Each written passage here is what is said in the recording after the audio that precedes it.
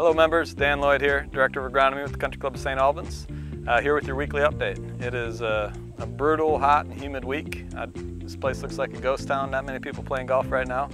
We're over here on number 12 green, and thought we'd talk about just some new additions. Well, right behind me is the new fan, and it's just for weeks like this, where it's hot and stagnant and the grass, it's just like soup out here.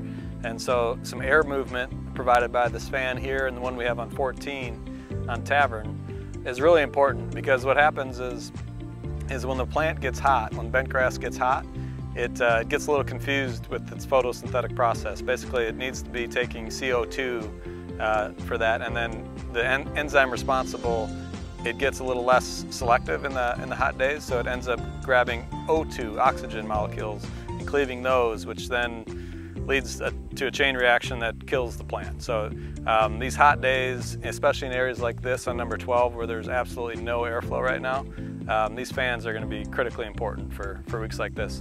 So you may have seen it. I like the look of it. It's a new style of fan, different than I've seen on any other golf course.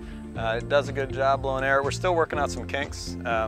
It's supposed to have like a motion sensor, so as you're approaching the green, it'll go down to 15% of the capacity, so it won't interrupt your play, you won't hear it as much.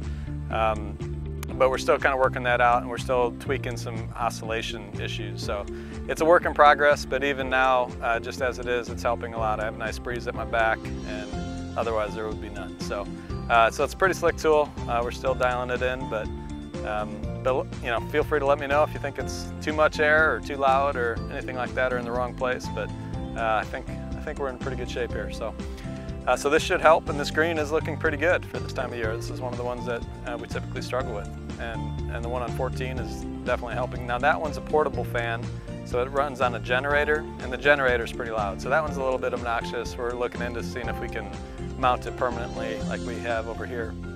While we're on number 12, we also have, you may have noticed if you played recently, the waterfall has not been running. That's a bummer. We're working on that. We've pulled the pumps, and we're doing some things. We expect to have them up and running here shortly, but we have a little work to do. These water features can be finicky, but we feel like after we do what we were planning to do, they'll be running better than they were before, and hopefully for a long time. So a little bit of work going on.